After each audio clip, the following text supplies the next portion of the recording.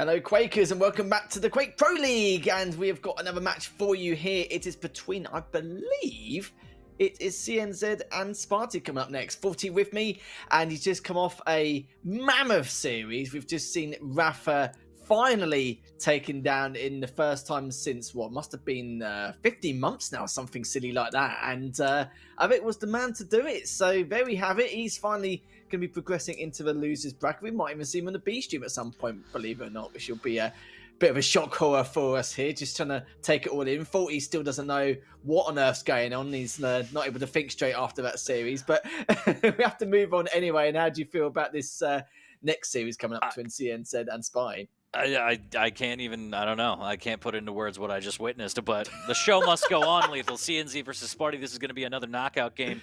We got Deep Embrace, Ruins, and Awoken on the menu, depending on if we get to the third map.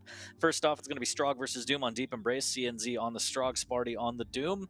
Both players coming off kind of rough games here, as we saw spart1e earlier fall to Zanaku, I believe. Yeah, first game of the day. I did that one. I should remember that. It's been a lot of games.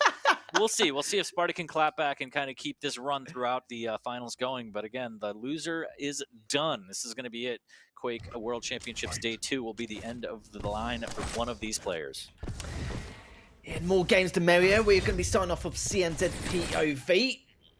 Like 40 rightly said, it will be on Deep Embrace, Ruins, then if it gets to it, Awoken. But CNZ has been looking very good. And what we've seen in the last few matchups, very consistent. Just matter if he can stay like that in the losers bracket, but spart1e's going to definitely try and make his life a misery early on, already with the first frag within the 25-second mark, just trying to keep him pinned around that rocket area. Good push, but even though he had a great direct, CNZ retaliated with that beautiful rail straight afterwards, and now needs to try and recuperate from that last bout. Good clap back there to tie it at 1. spart1e taking it slow in the middle ground with the shotgun blast to the chest to make it 2. Absolutely deletes CNZ. Yeah, he certainly did indeed. Just being patient, waiting for that Mega, manages to pick that up.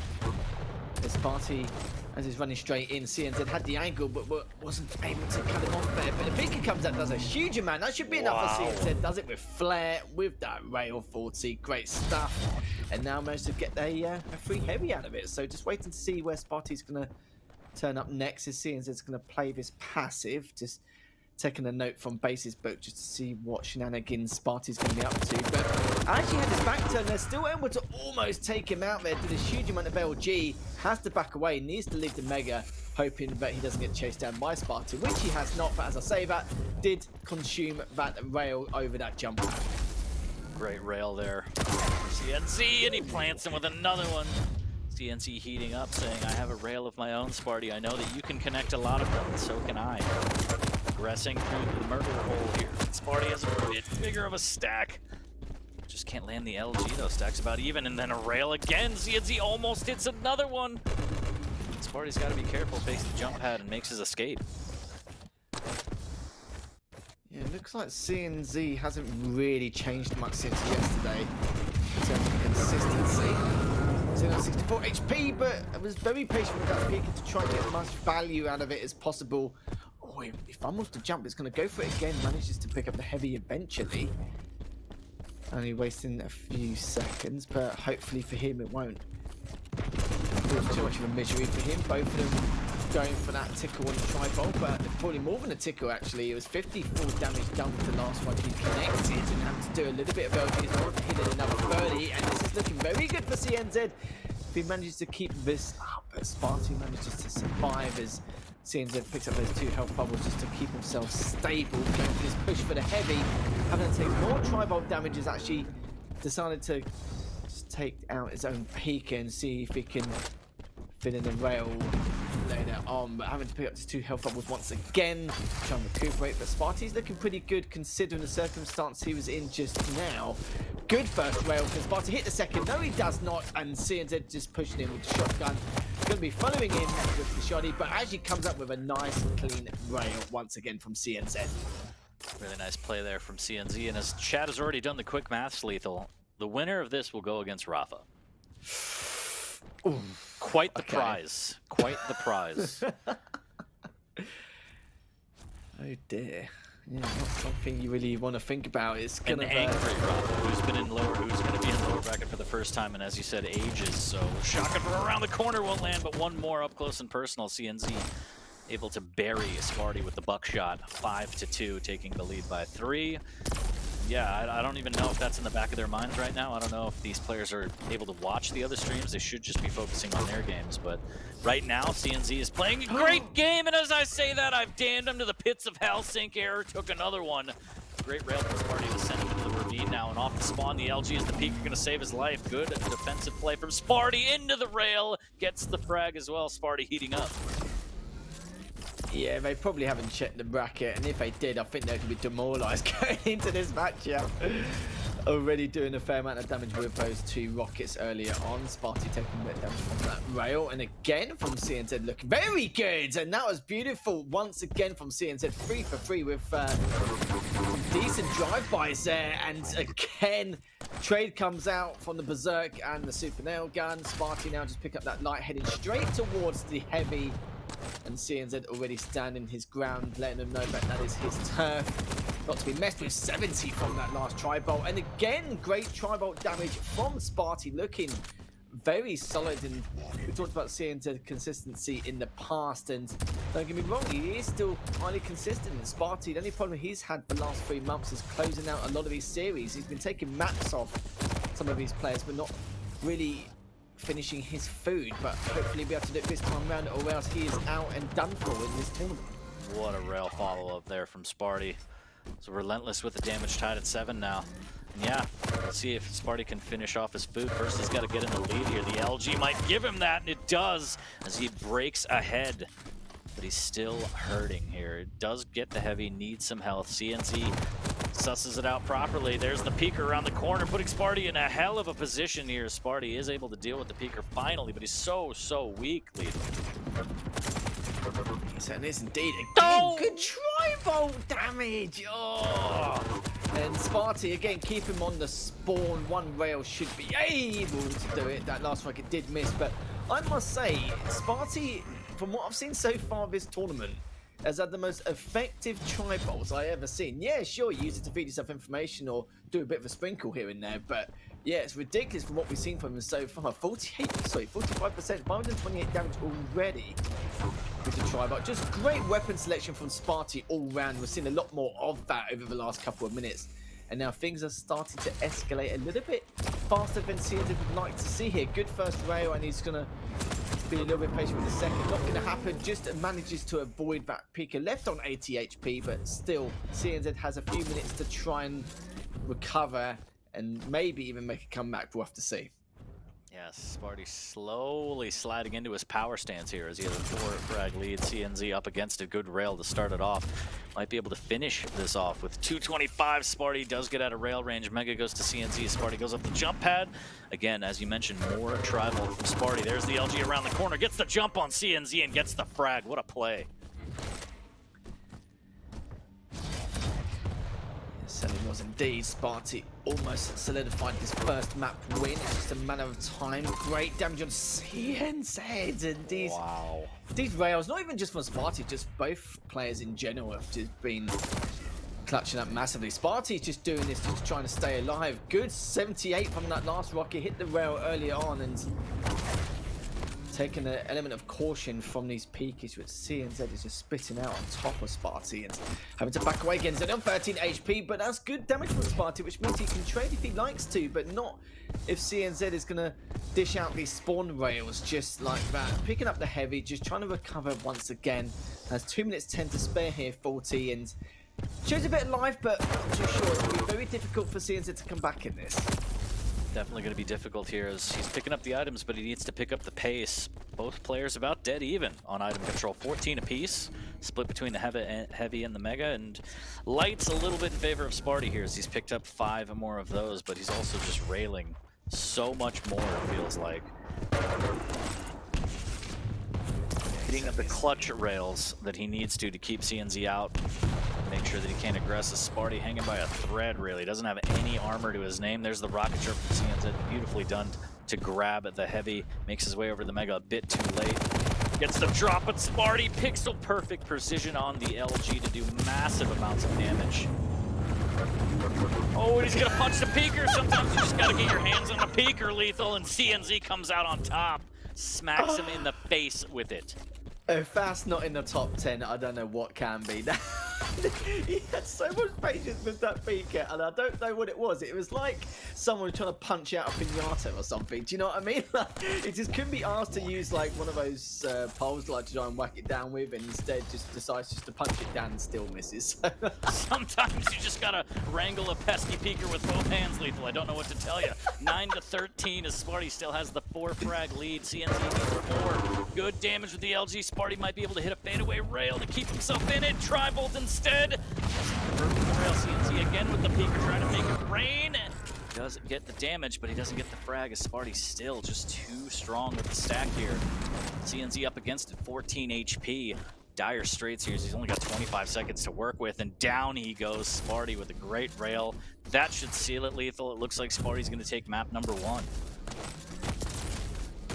Yeah, real joy to watch as well. It's a lot more aggressive than we anticipated. Both players didn't really stable full map control in any way. It was just a bit of a slugfest in multiple occasions. It was just more spart1e had some of those clutch rails which he could trade with straight afterwards more than in multiple occasions there. But spart1e would be the one with the first map win in the series.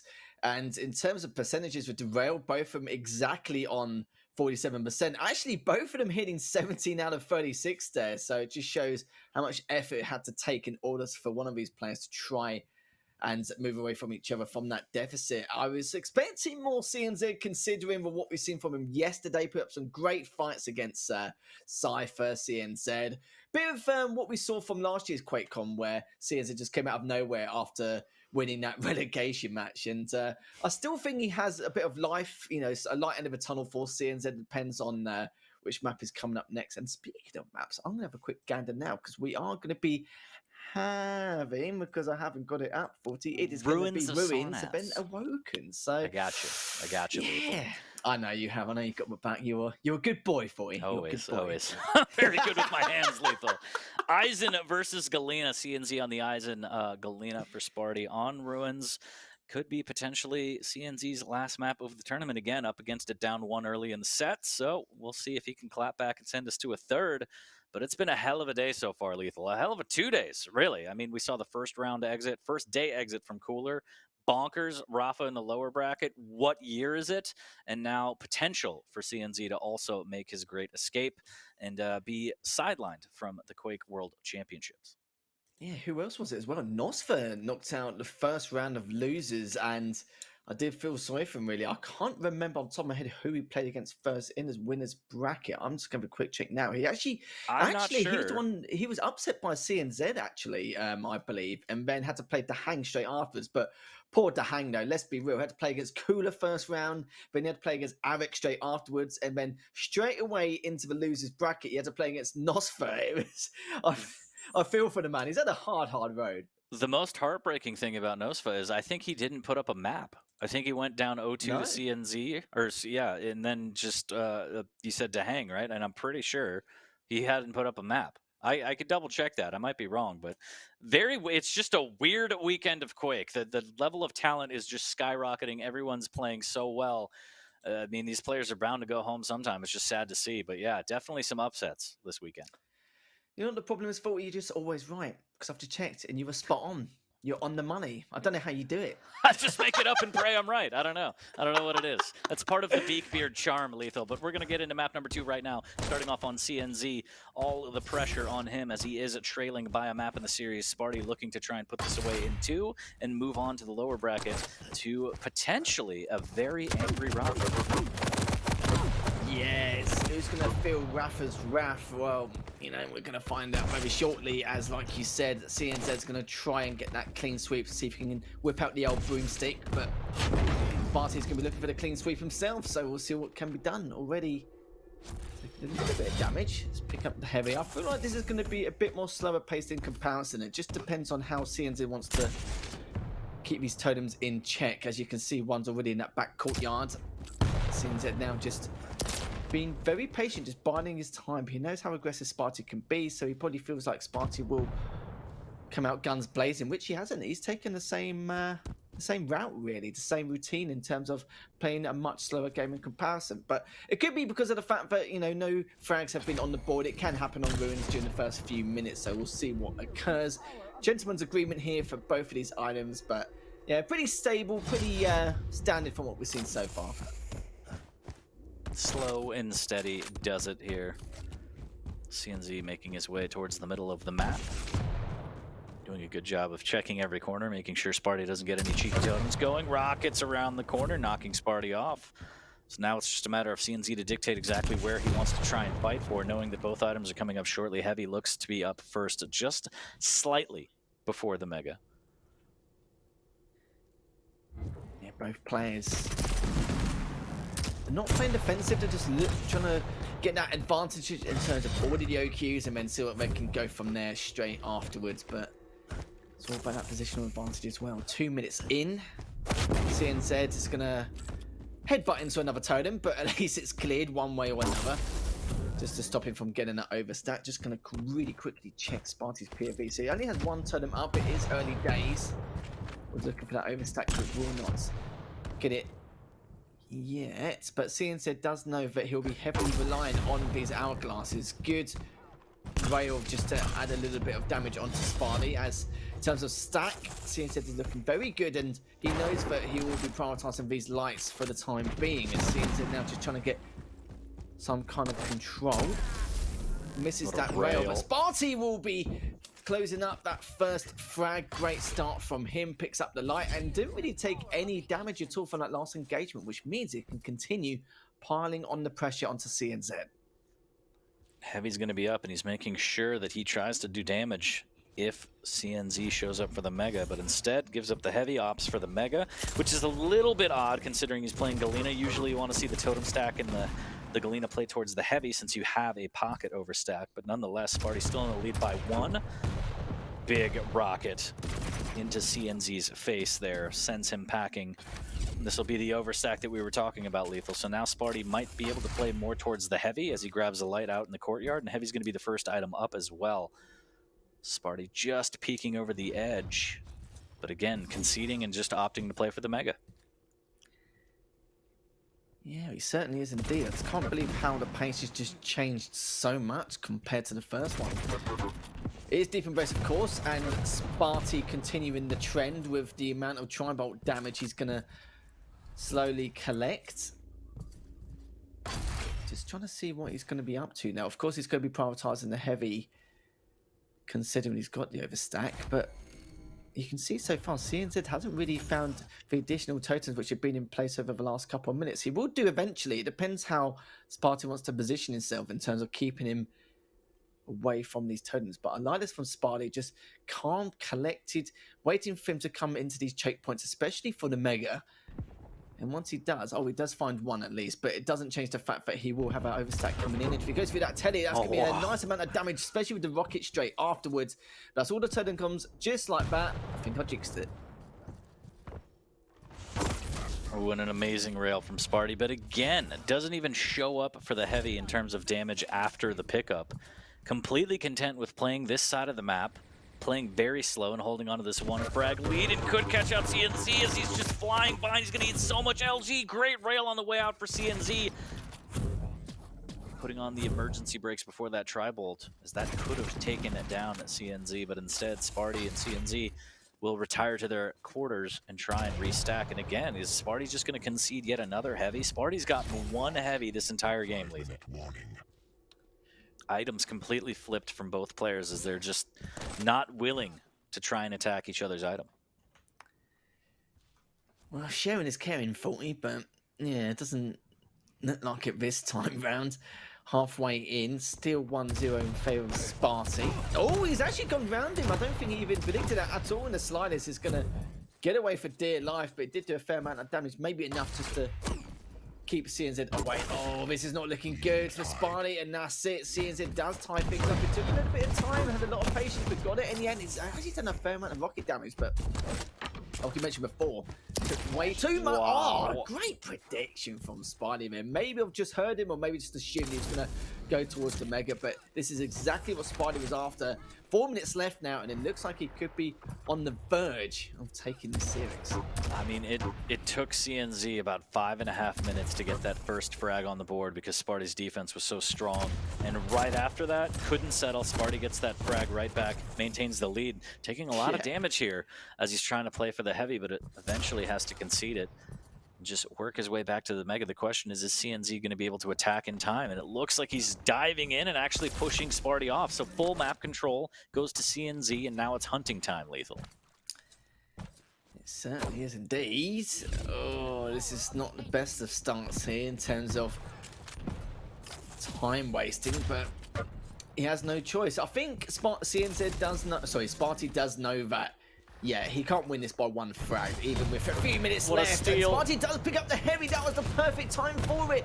He's looking to try and play defensively and get away because it's not him who needs the frags. It is, of course, CNZ trying to tie things up, but spart1e has all the time in the world to play this patiently, just to either hold on to this lead or extend it with any mistakes forced out by CNZ. We'll have to see.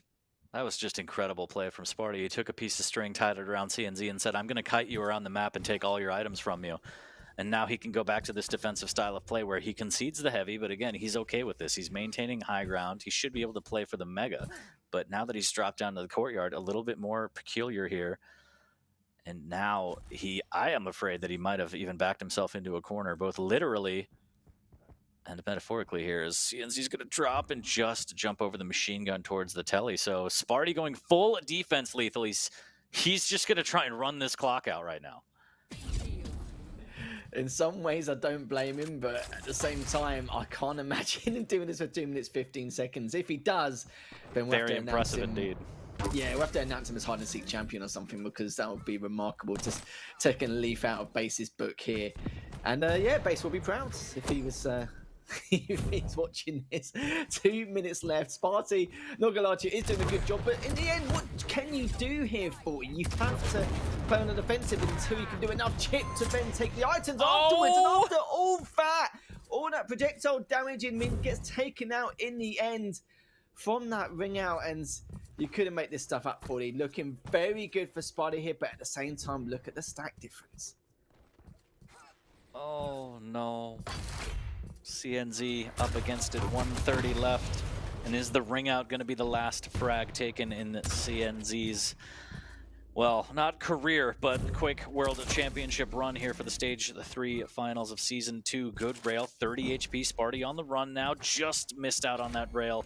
spart1e trying to play defensive now and just so hidden, but that move gives him away. Now he should be able to get the frag here. CNZ has to be careful though, can't give up too much damage. Makes it look easy after spart1e. Forces spart1e's hand by not really doing a lot. And now, it's all up to CNZ. There's the cutoff. This should be the tie. Wow. As if he got away from that as well. CNZ left with 24 HP. Mega is up, and that's going to be so important for CNZ. Now, spart1e was around the courtyard area, just above LG, dropping down now onto the jump pad, but this is CNZ's chance to try and catch up. He hasn't got the mobility, so both of them are pretty even in terms of speed, but oh, that's such a shame there. But he's got the target down for info. He's going to prioritize the heavy, just so that if he does push in some awkward angles or some choke points, he can still win out on this next bout. But 20 seconds left here, 40. CNZ is going to be looking to see where he could be. He's directly underneath, as you can see. One of the most common spots on this map to hide. But is he going to be able to find him? He's going to check the courtyard. He's not going to find him here. spart1e could win this in the next 10 seconds if CNZ does not find an outcome. Oh, he's actually just dropped down. He's just fucking jumped straight afterwards. Is he going to be able to... Oh, he actually messed it up here, 40. And spart1e wins it 3-2. Oh, dearie me. I think even if he did that rocket jump, or the failed rocket jump, you could say Beans could have turned a little bit, but I don't think it would have made too much difference. I think he was a bit out of its depth there, but there we have it. spart1e coming out on top 2-0 in that series. Incredible play from the mayonnaise man. Hyper defensive, gets it done, sends CNZ, well, he's probably already home, but keeps him there as his run in the Quake World Championships is done. And so are we in the B stream. There's a lot more Quake coming up. Absolutely mesmerizing. Don't go anywhere. Check out the A stream if you want. We'll be back here on the B stream with more stuff.